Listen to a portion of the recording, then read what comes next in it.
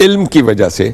اور علم الاشیاء پر کیوں کنسنٹریٹ کیا؟ جی اس لیے کہ ایک تو خلیفہ بنایا. خلیفہ کے معنی ہی یہ ہے کہ جو کئی معنی ہیں اس کے، لیکن ایک یہ ہے اس کے معنی کہ اللہ تعالیٰ کا جو حکم ہے، جو اس کی مرضی ہے، اس کو ان کے خلیفہ نے دنیا میں نافذ کرنا ہے. جی جی اللہ تعالیٰ نے فرشتوں کے ذریعے سے نافذ نہیں کرنا ہے، بندوں کے ذریعے سے کرنا ہے. ایک تو یہ مقام ہے خلافت جو دیا گیا. دوسرا یہ ہے کہ عالم اشیاء میں بھیجنا تھا. اس لیے یہ چیزیں ایک اور آیت میں آتا ہے کہ آدم کے تقاضے تھے وَخَلَقَ لَكُم مَا فِي الْأَرْضِ جَمِيعًا، جی جی کہ زمین میں جو کچھ بنایا گیا ہے وہ تمہارے لیے بنایا گیا ہے. صحیح. جب انسانوں کے لیے اللہ تعالیٰ نے یہ ساری اشیاء بنائی ہیں اور یہ ساری نعمتیں، وَإِن تَعُدُّوا نِعْمَتَ اللَّهِ لَا تُحْصُوهَا، کہ آپ نعمتوں کا شمار نہیں کر سکتے، اگر گننا چاہو تو نہیں گن سکتے. یہ جو دسترخوان اللہ تعالیٰ نے سجایا ہے، اور ہر چیز میں ایک توازن جو انسانی زندگی کے لیے ضروری تھا. یہ جو ہے چاند میں وہ ضروریات نہیں ہے تو نہیں، تو یہ جو کیا گیا، ان اشیاء کا علم دیا گیا تاکہ ان کو آدمی استعمال بھی کرے، اس کا شکر بھی ادا کرے، اور اللہ تعالیٰ کی مرضی کے مطابق ان کو مینیج کرے اور ان کا استعمال کرے. صحیح. دوسرا یہ ہے کہ تمام سائنس کی بنیاد جی جو انسان کے اندر ایک سوچ بچار اور فکر اور یہ حکمت رکھی ہے کہ ان کو ریوائز کرتا ہے اپنی ضروریات کو، یہ اس کے مزاج میں رکھا ہے. صحیح. تو یہ اشیاء جو ہے، جو یہ علم الاشیاء سائنس کی علوم کی بنیاد ہے، سبحان اللہ. اشیاء کے علم مادے سے، تو اس کا علم انسان کو سب سے پہلے دیا تاکہ اس کا ارتقاء وہ کر کے اس کو بہتر سے بہتر شکلوں میں دریافت کرے. اور دوسری بات ڈاکٹر صاحب، میں سمجھتا ہوں کہ یہ اللہ رب العزت نے یہیں پر ناموں کی اور اسماء کی اہمیت کو بیان کر دیا. یہ جو ہم انسانوں کے نام رکھتے ہیں، بچوں کے نام رکھتے ہیں، اگر نام نہ ہو ہم بلائیں گے کیسے؟ اگر اس کپ کا جو میرے یہاں پہلو میں پڑا ہے، اگر اس کا نام کپ نہ ہو تو میں کیسے بلاؤں گا، کہوں گا کہ مجھے یہ چیز چاہیے؟ تو اللہ نے سب سے پہلے اس کے نام رکھے اور بتایا کہ اس کے یہ نام ہیں. اگر تمہیں ضرورت ہو ہم سے دعا کرنی، ہم سے مانگنا ہے تو پھر نام لے کر مانگنا.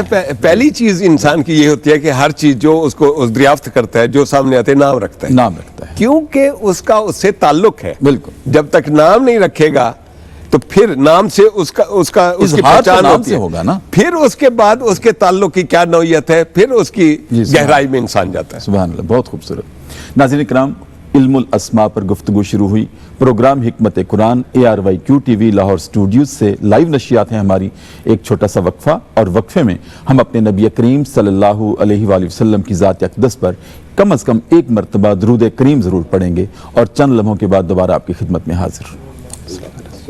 میں حاضر ARYQ TV لاہور اسٹوڈیوز سے لائیو نشریات ہیں ہماری، اور پروگرام ہے حکمت قرآن. اور آج ہمارا موضوع ہے سورہ بقرہ کی آیت نمبر 31 سے لے کر 33 تک. جناب ڈاکٹر شفاقت صاحب، ڈاکٹر صاحب نے بہت خوبصورت علم الاسماء پر گفتگو کی آغاز کیا کہ یہ سب سے پہلا علم ہے جو اللہ رب العزت نے آدم علیہ السلام کو عطا کیا.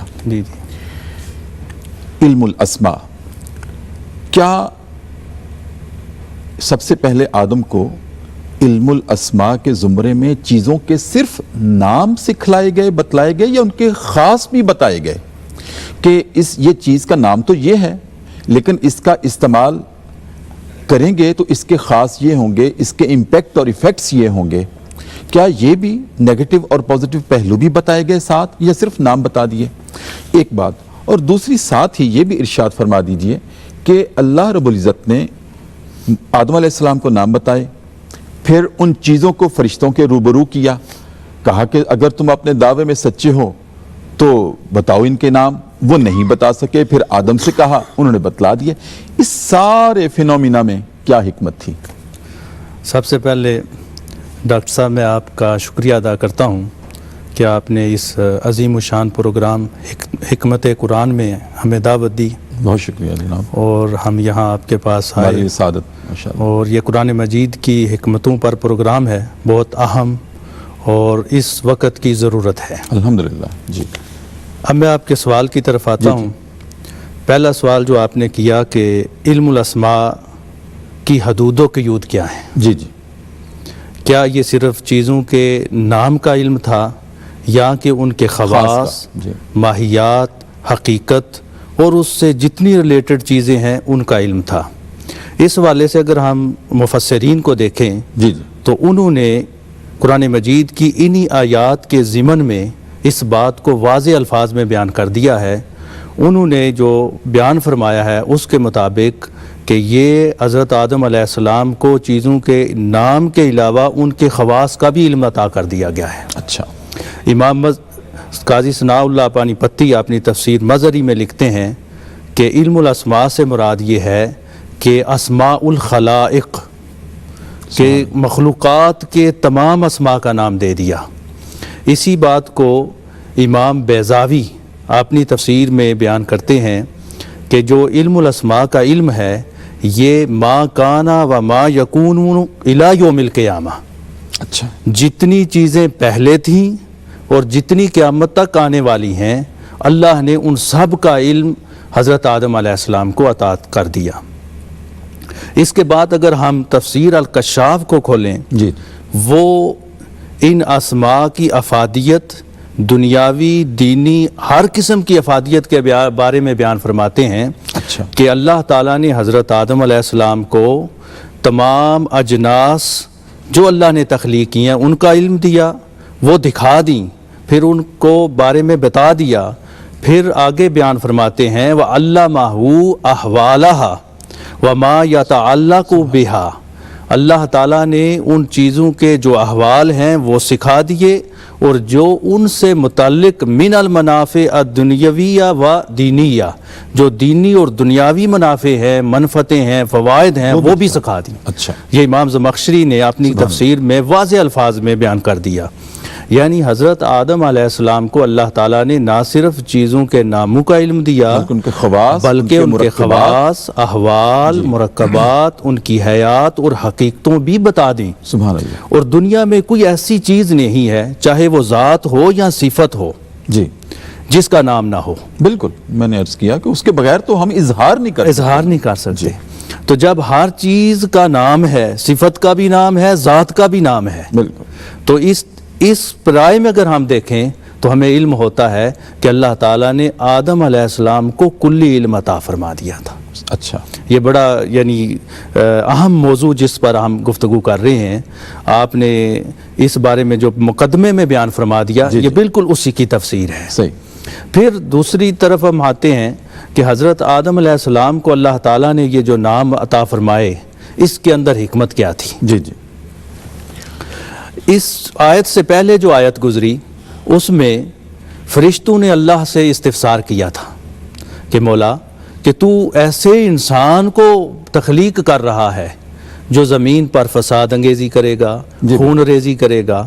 تو اللہ رب العزت نے ان کے اس سوال کا یہاں جواب دیا اور جواب بھی ایکسپیریمنٹل ویریفیکیشن کے ذریعے دیا. واہ واہ واہ, سبحان اللہ سبحان اللہ, کیا بات ہے. ساری چیزوں کو دکھا کر اللہ تعالیٰ نے وہ جواب عنایت فرما دیا. سبحان اللہ. ایکسپیریمنٹ کروا دیا. جی ایکسپیریمنٹ کروا دیا اور سامنے دکھا دیا. اور جب چیز دکھائی جاتی ہے تو اس چیز کا انکار پھر ناممکن ہے. اس کا ناممکن ہے اور اس کی حقیقت بھی پہلے بتا دی گئی. اللہ تعالیٰ نے ساری حقیقت حضرت آدم علیہ السلام کو اس کے بارے میں بتا دی. جی جی بالکل. کیا بات. ڈاکٹر صاحب آپ کچھ کہنا چاہ رہے ہیں. علامہ اقبال کا کہنا ہے کہ اے اہل نظر ذوق نظر خوب ہے لیکن واہ, جو شے کی حقیقت کو نہ سمجھے وہ نظر کیا. واہ سبحان اللہ. تو اس لیے جو انبیاء کرام ہیں جی جی, ایک تو وہ ان کا علم ہے جو ان کو اللہ تعالیٰ ڈائریکٹ دیتا ہے. جی جی. اور سب سے بڑی چیز جو ہے علم ہدایت ہے جو صرف انبیاء کرام کے ذریعے سے ہی ملتا ہے. صحیح. جس طرح حضرت ابراہیم علیہ السلام نے اپنے والد کو کہا یا ابت انی کا جاءنی من العلم ما لم یاتک فتبعنی اہدک صراطا سویا. صحیح. کہ اے ابا جان جو میرے پاس علم ہے وہ تیرے پاس نہیں ہے. جی. آپ کو چاہیے کہ میری اتباع کریں, میں آپ کو سیدھی راہ پر لے جاؤں گا. تو انبیاء کو علم الہدایت دی. جی. جو علم الاشیاء ہے جس طرح انہوں نے یہ بتایا اس کا ایک پہلو یہ ہے کہ اللہ تعالیٰ نے حضرت آدم علیہ السلام کو جنت میں رکھا. صحیح. تو یہ جو اشیاء کی ماہیت ہے وہ جنت میں تجربے کے ذریعے سے سکھائی گئی کہ یہ نعمتیں ہیں, یہ چیزیں ہیں, اس طرح یہ چیزیں آپ نے استعمال کرنی ہے, دنیا میں اسی طرح آنا تھا. تو یہ جو تجربے کا علم ہے، تجرباتی طور پر اشیاء کو جی مشاہدہ کرا کے ان کے ذائقے چکھا کے ان کو، تاکہ وہ جس وقت دنیا میں آئے جی جی تو حضرت آدم علیہ السلام زراعت باغبانی سب سے پہلے وہ کسان تھے، انہوں نے زراعت باغبانی اور شروع کی. تو وہ چیز کیونکہ انسان کی جو ضرورت ہے وہ اس کے لیے انہوں نے وہاں سے جو تجربہ اور چیزیں بھی اللہ تعالی نے یہاں پر بھیجی، تو وہ ان کا علم ان کو حاصل. باقی جو چیز ہے، ایک پہلو یہ ہے ہمیں سمجھنا چاہیے کہ اللہ تعالیٰ نے انسان کے اندر یہ خاصیت رکھی ہے، جتنا غور کرتا ہے، جتنا اشیاء کو، وہ ڈسکور ہوتا رہتا ہے. یعنی علم جو ہے یہ لامحدود ہے. بالکل بالکل. تو وہ ایک پورشن ہے جو انسانوں کو جو وقت ہے اس کے ساتھ ساتھ ان کی حقیقتیں دریافت ہوتی رہتی ہیں، کبھی ختم نہیں ہوں گی. جی جی. کلو یومن ہوا فی شان، ہر مرحلے پر اللہ تعالیٰ کا علم اور ہر وقت ہوتا رہتا ہے. تو اس لیے جو ہے ہم یہ دیکھتے ہیں کہ ایک سائنسدان جو ہے، ہدایت کا علم صرف انبیاء کے پاس ہے. اب کوئی فلاسفرز ہیں، سائنٹسٹ ہیں، ان کے ذہن میں بھی جو ہے وہی کی ایک قسم ہے کہ اللہ تعالیٰ القاء کرتا ہے ان کو، تو پھر کوئی چیز دریافت ہو جاتی ہے. ایک ایسا پہلو کسی چیز کی ماہیت کا جو کسی کے ذہن میں ہے، وہ سارا علم جو کسی انسان کے پاس ہے وہ اس کا کسبی نہیں ہے. جی جی. جب فرشتوں کے پاس کسبی نہیں تھا کہ جدوجہد سے ہو، تو وہ القاء کرتا ہے اللہ تعالیٰ انسانوں کے ذریعے. اس لیے کہا گیا ہے کہ اللہ تعالیٰ نے جو ہے شہد کی مکھی کو یہ علم دیا، القاء کا وحی کیا. تو یہ بھی وحی کی ہی اقسام ہے جو ہمیں اشیاء کا علم جو مزید دریافت. اس لیے یہ لامحدود ہے. جتنا زمانہ ترقی کرتا جائے گا، وہی چیزیں جو ہمارے سامنے ہیں، پہلے ان کی حقیقت کا پتہ نہیں ہوتا، ہم تحقیق کرتے ہیں، ان پر غور کرتے ہیں، تو وہ نئی کائنات، نئی دنیا کھل جاتی ہے. سورج تو پہلے سے ہی چمک رہا ہے، جی جی. لیکن اس کے اندر یہ کہ ایسی توانائی ہے جس سے ہماری پوری جو ہے نا ایٹامک انرجی چل سکتی ہے، انرجی چلتی ہے، ساری ضروریات پوری ہو سکتی ہیں. اس کے اندر یہ اس کو کیسے استعمال کریں، یہ جو ہے نا یہ گریجولی اللہ تعالیٰ دیتا جا رہا ہے اور زمانہ ترقی کرتا جا رہا ہے. یہ ٹیکنالوجی نئی آتی جا رہی ہے. یہ سارا علم جو انسانوں کا ذہن ہے یہ اللہ تعالیٰ کا عطا کرتا ہے. ڈاکٹر صاحب، جیسے ڈاکٹر صاحب نے کہا کہ یہ علم ارتقا پذیر ہے، یہ نہ ختم ہونے والا ہے. اسی کے ساتھ ہی یہ نقطہ بھی ارشاد فرمائیے کہ آدم علیہ السلام کو جو اللہ رب العزت نے پیدا کیا، وہ اس انداز میں اس کا اظہار کیا کہ انی جائل فی الارض خلیفہ، ملائکہ سے ارشاد فرماتے ہوئے کہ میں زمین پر اپنا خلیفہ یعنی نائب پیدا کرنا چاہتا ہوں، بنانا چاہتا ہوں. تو اس کا مطلب یہ ہوا کہ آدم علیہ السلام پہلے انسان ہونے کے ساتھ پہلے خلیفہ اور پہلے رسول، پہلے نبی بھی آپ قرار پائے. اب پہلے نبی، پہلے رسول، پہلے خلیفہ آدم علیہ السلام، آخری نبی ختم المرسلین فداک امی و ابی صلی اللہ علیہ وآلہ وسلم، آپ رسول اللہ صلی اللہ علیہ وسلم. کیا وہ خلافت جو آدم علیہ السلام سے شروع ہوئی تھی وہ نبی کریم صلی اللہ علیہ وسلم کی ختم نبوت کے ساتھ، آپ کے ختم الرسل ہونے کے ساتھ فل سٹاپ ہو گیا، یا کہ وہ خلافت ابھی جاری ہے، یا کہ نبی کریم صلی اللہ علیہ وسلم کی ہی آخری خلافت قیامت تک باقی رہے گی؟ اس میں کیا حکمت ہے، ارشاد فرمائیں. ماشاءاللہ آپ کا سوال بہت وقی اور عمدہ ہے. جی بڑی عنایت. اللہ رب العزت نے حضرت آدم علیہ السلام کو اپنا پہلا نائب، خلیفہ اور جانشین اس زمین پر مقرر فرمایا. جی جی. مقصد اللہ رب العزت کا یہ تھا کہ اس کے احکام کا نفاذ کیا جائے، صحیح، تعلیمات کو آگے منتقل کیا جائے، اس کا نظام قائم کیا جائے، اس کا نظام اس زمین پر قائم کیا جائے. تو حضرت آدم علیہ السلام سے اللہ کی خلافت کا آغاز ہوا. صحیح. جتنے انبیاء تشریف لائے وہ مسلسل اللہ کی خلافت کی مسند پر فائز ہوتے رہے. سبحان اللہ، سبحان اللہ. اور یہ شرف ان کو ملتا رہا، اس شرف سے وہ سرفراز ہوتے رہے. جی. یہاں تک کہ نبی آخر الزمان حضور نبی اکرم صلی اللہ علیہ وسلم تشریف لائے تو آپ اللہ تعالیٰ کے خلیفہ مقرر ہوئے. جی. اور آپ کی شان جو ہے، آپ زمین پر علی الاطلاق خلیفۃ اللہ ہیں. سبحان اللہ، بے شک.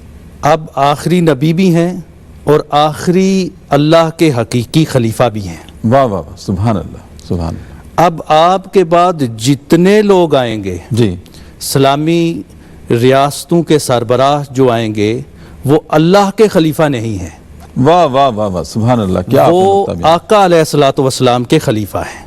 سبحان اللہ، آپ کی اس دنیا سے رحلت فرمانے کے بعد جب سیدنا صدیق اکبر خلافت کی مسند پر فائز ہوئے جی، تو لوگوں نے آپ کو خلیفۃ اللہ کے لقب سے پکارا۔ اچھا، سیدنا صدیق اکبر نے منع فرما دیا، کہا کہ میں لست خلیفۃ اللہ سبحان اللہ، کیا بات ہے، لیکننی خلیفۃ رسول اللہ، کیا بات ہے، کیا بات ہے، سبحان میں اللہ کا آپ نے خلیفہ بڑا نہیں ہوں، خوبصورت فرق ظاہر کر دیا، واضح بلکہ کر میں دیا۔ اللہ کے رسول کا خلیفہ ہوں۔ وہ کیا حکمت بیان کی، سبحان اللہ، سبحان تو یہ بات واضح ہوئی کہ آقا علیہ الصلوۃ والسلام کے بعد جو بھی آئینی یا اسلامی ریاست کا سربراہ ہوگا وہ اللہ کا خلیفہ نہیں ہوگا۔ سیدنا ابوبکر صدیق سے لے کر اب تک اور قیامت تک، قیامت جتنے بھی، تک سب سبحان اللہ، خلیفہ ہوں گے اگر وہ صحیح راہ پر ہوئے تو واہ، آقا علیہ الصلوۃ والسلام کے۔ سبحان اللہ، سبحان اللہ، کیا بات ہے۔ ناظرین کرام، پروگرام حکمت قرآن، بہت خوبصورت گفتگو اور بہت خوبصورت آج ہمارا موضوع سورہ بقرہ کی آیت نمبر 31 سے 33 تک۔ ایک چھوٹا سا وقفہ ہے اور وقفے میں درود کریم علی صاحب القرآن صلی اللہ علیہ وآلہ وسلم، اور چند لمحوں کے بعد دوبارہ آپ کی خدمت میں حاضر ہوتے ہیں۔ وقفے کے بعد ناظرین اکرام دوبارہ آپ کی خدمت میں حاضر، ARYQ TV لاہور اسٹوڈیوز سے لائیو نشریات ہیں ہماری، اور پروگرام ہے حکمت قرآن، اور گفتگو فرما رہے ہیں جناب ڈاکٹر ممتاز احمد سالک، جناب ڈاکٹر شفاقت علی بغدادی۔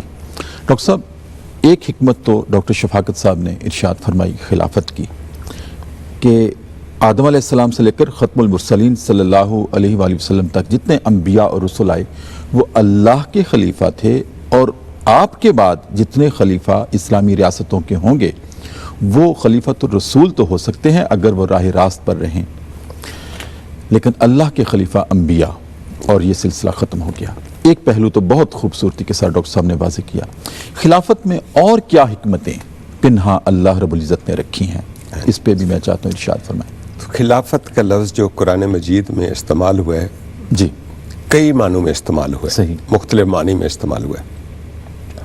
ایک تو اس کے معنی ہے کہ اللہ تعالیٰ نے اشیاء کا علم دیا، جی، تو ساری اشیاء کا مالک اللہ تعالیٰ ہے۔ سبحان اللہ، اب ان اشیاء سے انسان کا تعلق کیا ہے؟ جی، وہ مالک کا نہیں ہے، خلیفہ کا ہے۔ صحیح، یعنی ایک جس طرح ہم کہتے ہیں کہ کوئی زمین ہے، میری زمین ہے ادھر پیچھے، تو میں نے اپنے ایک بندے کو، اپنے بھانجے کو انچارج بنایا ہوا ہے، ٹھیک، اب وہ اس کے استعمال میں، اس کی ساری چیزوں میں میری ہدایت کا پابند ہے، وہ مالک نہیں ہے۔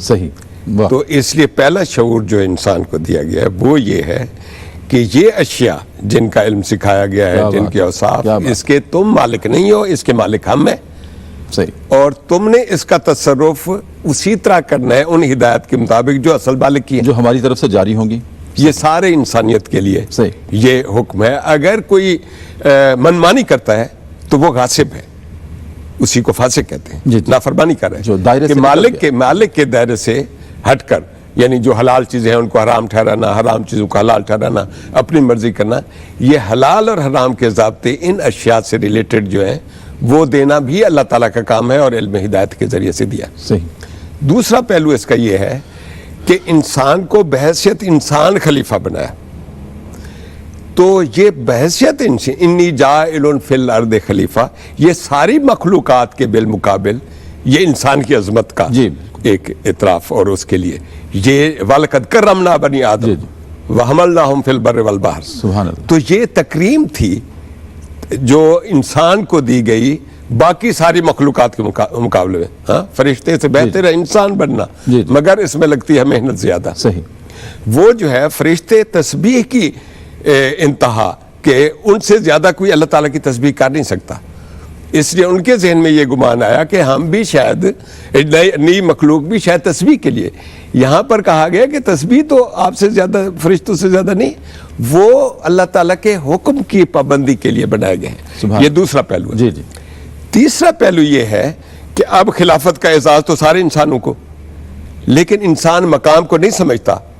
قرآن آیت میں آتا ہے کہ ہم نے تمہیں خلیفہ ارض بنایا، جعلناکم خلائف الارض۔ اچھا، اب یہ ہے کہ جس کا چاہے کہ وہ کفر کرے، اب جو اس مقام کو نہیں سمجھتے وہ کافر ہے۔ جی، کافر کی یہ پہچان کہ آفاق میں گم ہے، मोमिन की ये पहचान कि गुम उसमें आफाक, सुभान अल्लाह। कि जो अपने इस मनसब को नहीं पहचाना वो काफिर हो गए। वो मनसब को ही नहीं जानते तो उन्हें उसके तकाजे क्या पूरे करने हैं। बिल्कुल दुरुस्त। वो इसमें से निकल गए जी। और सिर्फ खलीफा वो आ गए, वो हो गए जिन्होंने अपने मनसब को पहचाना है। और अंबिया कराम इसी मकसद के लिए आए कि वो उस मनसबी जो जिम्मेदारी है उसका शऊर इंसान को दें। तीसरा पहलू है जी। तीसरा पहलू ये है कि जिसको हम पॉलिटिकल टर्म में कहते हैं खिलाफत अर्जी, जी जी कि किसी को कुरान मजीद में आता है वादल्लाहुल्लज़ीना आमनू मिनकुम व अमिलुस सालिहात लयस्तखलिफन्नहुम फिल अर्द कमा इस्तखलफल्लज़ीना मिन क़ब्लिहिम। अल्लाह ताला का वादा है कि तुम्हें उसी तरीके पर ज़मीन में खिलाफत अता करेगा जैसे तुमसे पहले अदा की गई इन आमनू व अमिलुस सालिहात। सही। तो ये खिलाफत अला मिनहाजुन नबूवत की किस्म है। सुभान अल्लाह। यानी नबियों ने जिस खिलाफत को कायम किया, जिस तरह उन्होंने इंसानों की तरबियत उसमें शामिल, उनकी तालीम उसमें शामिल, उनके इदारों की तश्कील उसमें शामिल, अदल और इंसाफ उसमें शामिल, ये अंबिया कराम ने जो खिलाफत का एक निज़ाम कायम किया, ये एक रोल मॉडल है। जब भी अंबिया कराम को मानने वाले आएंगे, जब मुसलमान, उनके लिए ज़रूरी है कि वो खिलाफत अला मिनहाज नबूवत के तरीकों के मुताबिक, वरना तो मलूकियत भी हो सकती है, बादशाहत भी हो सकती है, अपने अपने निज़ाम कायम करते हैं। तो इसलिए जो हुक्म दिया गया है वो है खिलाफत अला मिनहाज नबूवत, कि हमारी जिम्मेदारी है। हज़रत अबू बकर सिद्दीक़ रज़ियल्लाहु ताला अन्हु ने यही फरमाया था कि जो कुछ रसूल अकरम सल्लल्लाहु अलैहि वसल्लम के बयान ही उसी पर ही करेंगे हम, सुभान अल्लाह। उससे हटकर जी। कोई चीज़, कोई नया निज़ाम देना मुराद नहीं। इसलिए मुसलमानों की ये जिम्मेदारी है कि अपने सियासी निज़ाम को, अपने माशी निज़ाम या दूसरे सारी, वो कहीं और से लेने की ज़रूरत नहीं है, क्योंकि वो मुसलमान है। मुसलमान का मतलब सर तशरीफ हम कर देने वाला। ठीक। तो इसलिए जो है इस मनसब में जहां पर भी मिलेगा वो ईमान और अमल साले के जरिए से, हम ये समझते हैं कि अच्छा जी मुसलमान जलील हैं, ख्वार हैं, ये क्या कर रहे हैं। देखें तो सही ईमान पूरा है या नहीं, अमल साले पूरे हैं या नहीं। ये तकाजे पूरे करेंगे तो फिर अल्लाह ताला का वादा है जी जी। कम मिन फ़ियतिन कलीलतिन गलबत फ़ियतन कसीरतुम बिइज़्निल्लाह। अल्लाह ताला गलबा जो इंसानों को, मेरी हिदायत पे चलो, मुसलमानों को हिदायत पर चलने से। हाँ। एक गलबा वो भी होता है जो नाफरमानी की वजह से होता है। जो नाफरमान कौमें हैं आज गलबे में है, तो वो उसका क्या नतीजा होता है? उसका नतीजा तबाही है। एक अल्लाह ताला जो है वो उनको जो मौका देता है वो हुज्जत पूरी करने के लिए देता है। दुनिया में भी उनको इबरत का निशान बना देता है और आखिरत में भी। इसलिए आप पूरी कुरान मजीद को, पूरे कुरान मजीद को आद, समूद और कितने फिरौन, हामान और कारून और कितने कितने जिक्र हैं, उन सारों को उन्होंने खुदा की नाफरमानी के जरिए से तसल्लुत हासिल किया और जो निज़ाम कायम किया वो खुदा के उसके बरक्स था। तो इसलिए अल्लाह ताला ने उनको तो इबरत का निशान बना दिया। और उन अंबिया कराम की आज तकरीम बाकी रखी है, उनके फॉलोअर्स बाकी। कौन है फिरौन का जो फॉलोअर? उनका मानवी फॉलोअर तो उसके निज़ाम और तरीके के मुताबिक कोई भी मुसलमान भी हो सकता है, काफिर भी हो सकता है। अगर वो सिस्टम जो अल्लाह ताला ने दिया है उसके मुताबिक नहीं करता तो एक और आखिरी में, वैसे तो कई और भी पहलू हैं लेकिन वक्त की किल्लत, वो ये है कि जो हमारे पास चीज़ें हैं, जी जी, अनफिकू फी सबिलिल्लाह व मिम्मा जअलकुम मुस्तखलफीन फी, सही, कि ये जो अशिया हैं इसके हम जिम्मेदार हैं। हमारी जान हमारे कंट्रोल में है तो इसके हम जिम्मेदार हैं। किस वजह से? खलीफा की वजह से। जान को खत्म नहीं कर सकते। अल्लाह ताला ने हमें मालिक नहीं बनाया अपनी जान का, खुदकुशी ममनू है। जी, इसीलिए तो इसलिए जो है ना, हम ये तो हमारे जो पास अशिया अल्लाह ताला ने हमारे बच्चे हमें दिए हैं, माल असबाब दिए हैं, ओहदे मकामात दिए हैं, ये सारी चीजें जो है ये जालकुम मुस्तखलफीन फी, उसकी अमानत के ये इस पर भी खिलाफत का लफ्ज इस्तेमाल हुआ है। तो इसलिए जो है ये एक जामे टर्म है।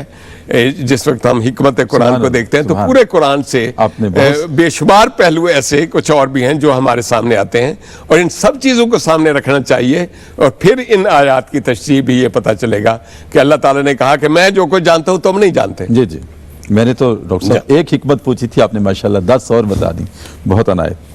डॉक्टर साहब इसी मजमून को आगे लेके चलते हैं कि इन आयात में अल्लाह रब्बुल इज़्ज़त ने फिर अपना ज़ाती दावा किया है, अन्नी आलमु मा फ़िस समावाति वल अर्ज़।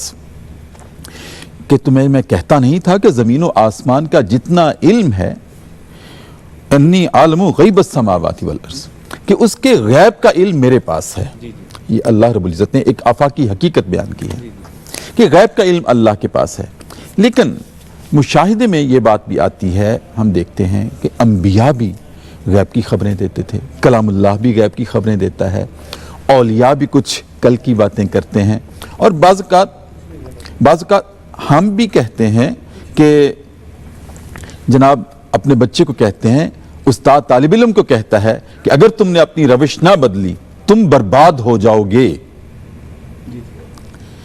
تو اب یہ بھی تو ہم غیب کی ہی بات کرتے ہیں۔ بہت مختصر ہمارا وقت ختم ہو رہا ہے پروگرام کا، اگر آپ ارشاد فرما دیں اس کا جواب۔ ماشاءاللہ سوال بہت اچھا ہے، جی۔ بڑے اختصار کے ساتھ اس کا جواب دوں گا۔ سب سے پہلے تو غیب کی تعریف ہمیں علم ہونا چاہیے کہ غیب سے کیا مراد ہے۔ غیب سے جو متکلمین نے، علماء اور آئمہ نے غیب کی تعریف کی ہے وہ یہ ہے کہ ہر وہ چیز جو حواس خمسہ اور بداہت عقلی سے مخفی ہو وہ غیب ہے۔ اچھا، جو حواس سے پوشیدہ۔ آپ کا میرے خیال مائک آف ہے ڈاکٹر صاحب، یہ سوال کا جواب میں چاہتا ہوں، آپ ارشاد فرمائیں۔ میں یہ بتانا چاہوں گا کہ غیب کا علم تو صرف اللہ تعالیٰ کے پاس ہے جی، اور وہ بھی پہلی تو غیابت یہ ہو گئی کہ یہ دنیا کس طرح بہتر چل سکتی ہے انسانوں کو نہیں پتہ ہے، تو اس لیے اللہ تعالیٰ نے انبیاء کے ذریعے سے بتایا ہے کہ یہ چیزیں کرو گے کہ اس کا یہ نتیجہ نکلے گا۔ پھر دوسری چیزیں ایسی ہیں کہ جو اللہ تعالیٰ نے انبیاء کو دیا ہے جی، وہ جس چیز کے بارے میں چاہا ہے دیا ہے۔ اچھا، علم کلی صرف اللہ تعالیٰ کے پاس ہے۔ بالکل، باقی جو چیزیں ہیں وہ صلح کا ہو گیا یا پھر ہم بچوں کو کہتے ہیں کہ یہ کرو گے تو یہ کرو گے، یہ وہ علم ہے جو کچھ تجربے سے بھی، اور کچھ چیزیں ایسی ہیں کہ اس کے اصول اللہ تعالیٰ نے بتا دیے ہیں کہ ہاں جی اگر یہ کرو گے تو اس کا لازمی طور پر نقصان ہوگا، نقصان ہو جاتا ہے جی جی، تو وہ ہمارا گمان صحیح ہو جاتا ہے۔ اور یہ پتہ چلتا ہے قرآن مجید نے ایسی چیزوں کا جو تجربات کے ذریعے سے مختلف قوموں کے احوال بیان کر کے بتائے ہیں کہ یہ اگر ہوگا تو اس کا یہ نتیجہ نکلے گا۔ اب اسی طرح کے اگر کام کریں گے تو وہ پہلے ہی ہم بتا سکتے ہیں کس وجہ سے وہ چیز ہمیں تصدیق کرے گی جس چیز کی قرآن مجید نے جس کی توثیق کیا کہ ہاں جی اس کا لازمی نتیجہ، باقی ہمارا گمان ہے، ہمارا اندازہ ہے۔ کیا علم کیافہ اندازہ ہوتا ہے؟ اندازہ ہوتا ہے، اس لیے اس کو یہ نہیں سمجھنا چاہیے کہ اچھا جی کسی کو کوئی ایسا علم ہے۔ ہاں جتنا یہی فرشتوں نے کہا تھا نا، لا علم لنا الا ما علمتنا، تو ساری مخلوق کا یہی اصول ہے۔ ڈاکٹر صاحب آپ ارشاد فرمائیں، مائک آپ کا درست ہو گیا۔ جی جی، شکریہ۔ میں بات کر رہا تھا کہ غیب کیا ہے۔ ہاں جی، سب سے پہلے غیب کی تعریف ہمیں جاننا ضروری ہے۔ غیب سے مراد یہ ہے کہ ہر وہ چیز جو حواس اور بداہت عقلی سے غیب ہو، پوشیدہ ہو اور مخفی ہو، اسے غیب کہتے ہیں۔ جس چیز کو جاننے میں حواس عقل کا استعمال ہو جائے وہ غیب نہیں رہتا۔ واہ، اچھا، اب دوبارہ ارشاد فرمائیں۔ جس چیز کے جاننے میں جی اور اس کو پہچاننے میں عقل کا استعمال ہو جائے یا حواس کا استعمال ہو جائے، ڈائریکٹلی ہو یا انڈائریکٹلی ہو، وہ غیب نہیں رہتی۔ اچھا، کیا بات ہے، یعنی سبحان اللہ۔ جب ہم دیکھتے ہیں کہ ماہرین فلکیات جی ہمیں بتا دیتے ہیں اگلے ویک میں بارش ہوگی، تو غیب نہیں ہے۔ کیوں؟ وہ اپنے عقل کو استعمال کرتے ہیں اور آلات کو استعمال کرتے ہیں، سیارے بھیجتے ہیں اور وہ خبریں لیتے ہیں۔ صحیح۔ اسی طرح ایک معالج اور حکیم، وہ آلات حواس کے ساتھ استعمال، حواس کے ذریعے استعمال ہوتے ہیں۔ کیا بات ہے۔ اسی طرح ایک معالج جو ہے، حکیم، ڈاکٹر، طبیب، ایک الٹرا ساؤنڈ کرتا ہے، جی جی، ہمارے بدن میں پوشیدہ جو مرض ہے اس کی خبر دے دیتا ہے۔ کیا بات ہے۔ تو اس میں بھی عقل اور حواس استعمال ہوئے ہیں، تو یہ بھی غیب نہیں ہے۔ اسی طرح ایک حکیم نبض کو پکڑتا ہے، بہت اہم بات آپ نے، اور نبض پہ ہاتھ رکھ کر کہتا ہے کہ آپ کو فلاں بیماری ہے، تو غیب کی خبر لگتی ہے؟ نہیں، یہ غیب نہیں ہے، اس میں عقل اور تجربہ استعمال ہوا ہے۔ سبحان اللہ۔ اسی طرح بعض مجربین چہرہ دیکھ کر بھی بتا دیتے ہیں کہ آپ کو فلاں مرض ہے۔ تو جس چیز ماں بھی چہرہ دیکھ کے کہتی بیٹا پریشانی ہے کوئی، پریشانی ہے کوئی، کیا بات ہے۔ تو جس چیز میں عقل استعمال ہو جائے، حواس استعمال ہو جائیں، وہ غیب نہیں رہتا۔ تو غیب وہ ہے جو اس سے پوشیدہ ہو۔ تو اللہ حقیقی طور پر غیب کو جانتا ہے، کیا بات ہے، اور اس کے بعد جسے وہ چاہے عطا فرما دیتا ہے۔ نبوت اس کا مین سورس ہے، جس پر اللہ کی غیب کی وہ خبریں دیتا لکھا ہوا ہوتی نہیں تھکا، وہ لیتے ہوئے نہیں تھکے نہیں انبیاء، تھکے، سبحان بالکل، یہ اللہ۔ بات۔ ناظرین کرام، بہت خوبصورت آج گفتگو ہوئی اور قرآن کریم کی حکمتیں سورہ بقرہ کی آیت نمبر 31 اور 33 میں 3 آیات میں بے شمار حکمتیں کھل کے آج ہمارے سامنے آئیں۔ میں بہت شکریہ ادا کرتا ہوں جناب ڈاکٹر ممتاز احمد سالک صاحب، جناب ڈاکٹر شفاقت اگلی بغدادی صاحب ہمارے پروگرام میں تشریف لائے۔ ناظرین کرام، اسی کے ساتھ آج کا پروگرام کا وقت ختم ہوا اور اسی گفتگو کے ساتھ انشاءاللہ کل دوبارہ آپ کی خدمت میں حاضر ہوں گے۔ اپنے میزبان ڈاکٹر محمد طاہر مصطفیٰ کو اجازت دیجیے گا، کل اسی وقت انشاءاللہ پھر حاضر ہوں گے۔ تب تک کے لیے اللہ حافظ۔